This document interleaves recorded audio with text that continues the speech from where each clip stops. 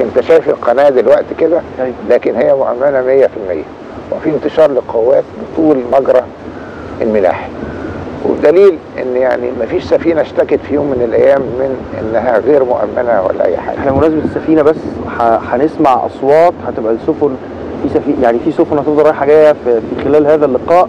هنسمع اطلاق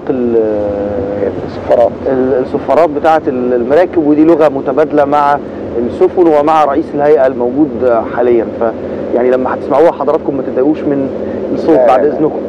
هي زي ما بقول لحضرتك ان قناه مؤمنه، ووسائل كتيره جدا، وسائل رئيسيه، وسائل تبادليه، واجهزه استشعار، ومعدات، وتسليح. وفي نوع تاني من التامين يمكن الناس ما بتتكلمش عليه، تامين المجرى ملاحيا.